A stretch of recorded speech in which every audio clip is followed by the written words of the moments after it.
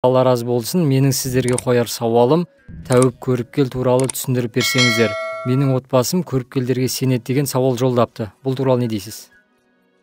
Бисмиллахир-рахманир-рахим. Алхамдулиллах. Вассалату аля набиина. Көріпкел, балгер, құмалақшы, жолдышы және тәуіп. Бұлардың атаулары әртүрлі болғанмен тірлігі бір. Олар түрлі тәсілмен ғайыптан хабар берумен айналысады. Адамның өткен шағы мен болашағы жайлы айтқысы келеді. Олар карта, кофе, тас және немесе басқа да құмалақ секілді нәрселер пайдалануы мүмкін. Көріпкелдер жайлы Құран кәрімде шайтандар кімге түседі? Сендерге хабар берейін бе? Олар әрбір өтірікші күнәһарға түседі. Олар шайтандарға құлақ салады. Олардың көбі өтірікші деп айтылған. Ғайып тек Аллаға аян. Шын мәнінде ғайыпты тіпті таңдаулы пайғамбар да, ең ұлық періште де білмейді. Алла тағала Мұхаммед, Алла қаламайынша өзім үшін пайда, зиян келтіру күшіне де емеспін. Егер көместі білген болсам, әрине жақсылықты көбейтіп алар едім. Сондай-ақ маған бір сәтсіздік жұғыспас еді.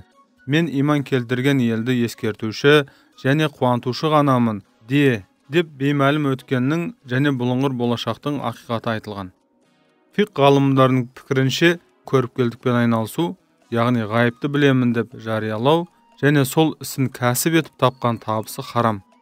Бұл шариғат рұқсат етпеген жолмен келген табыс. Сонымен бірге тәуіпке барып өткен және болашақ жайлы немесе бір істің немен бітерін сұрау да харам деп пәтуа берген.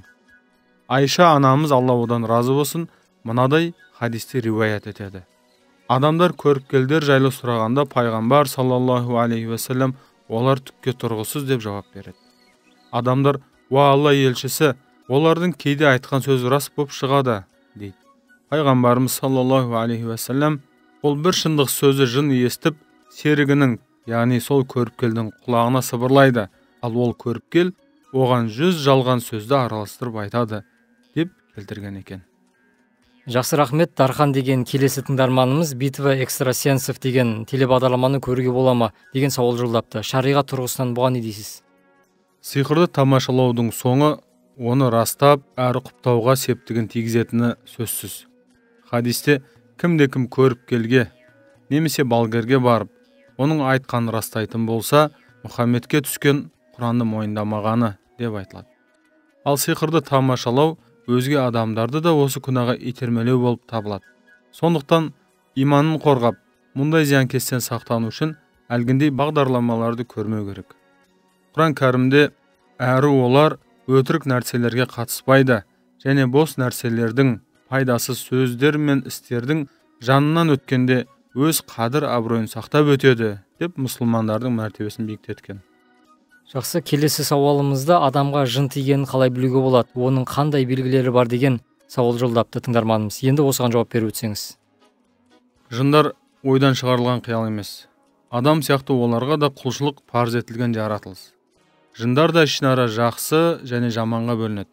Ежелде жыннан қорқып, олар жайлы шындыққа жанаспайтын әртүрлі әпсана ертегілер шығарылған. Құран кәрімде адамдардың ішіндегі кейбір кісілер жындардың ішіндегі кейбір еркек жындардан пана сұрап, олардың менменсіп басынуларын арттыратын еді деген аят бар. Оның мәнісі арабтар жазық далаға келіп түнемек болады да сол маңайдағы жындардың үлкенінен пана сұрайды екен.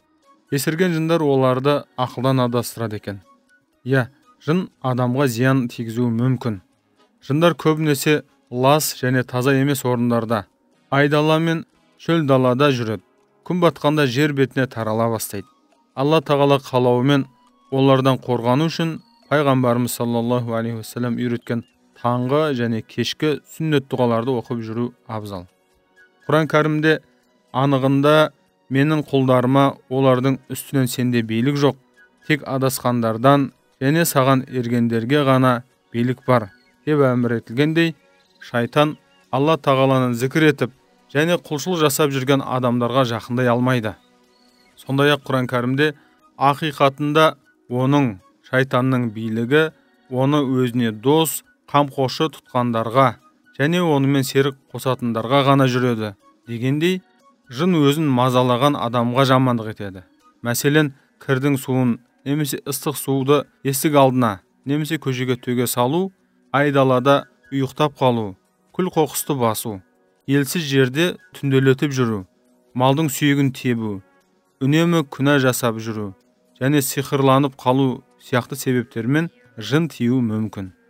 Сондықтан да қазақтың күл баспа, кірдің суын жолға төкпе, түнде жүргенде бисмилля деп айтып жүр, шошынып қалсаң бисмилля де деген сияқты сөздер айтуының сыры да осына жатқан болар. Жынның адамға тиетін жолы көп, оның арнайы белгілері де жоқ. Әр қилы және әр түрлі себептер болуы ықтимал. Бірақ тәжірибе көрсеткендей, мынадай белгілерінен байқауға болады. Бірінші, ешбір себепсіз үнемі бас ауыру. Екінші, аяқ қолдың ұйығанын сезіну. Үшінші, Алла тағаланы зікір еткенде, Құран оқығанда іште қарсылық сезіну. Төртінші, Құранды тыңдағанда бас ауруын сезіну немесе дене мүше еріксіз қимылдай бастауы. Бесінші, жынның науқас тілімен сөйлей бастауы. Алтыншы, беймаза түстер көру және ұйқыда бейне бір құлап бара жатқандай сезіну. Құрметті Руслан Миятбекұлы, студиямызға келіп сауалдарымызға жауап бергеніңізге рахмет. Отбасыңызға амандық, деніңізге саулық, жұмысыңызға, кәсібіңізге береке тілейміз. Әумин, сіздерге де.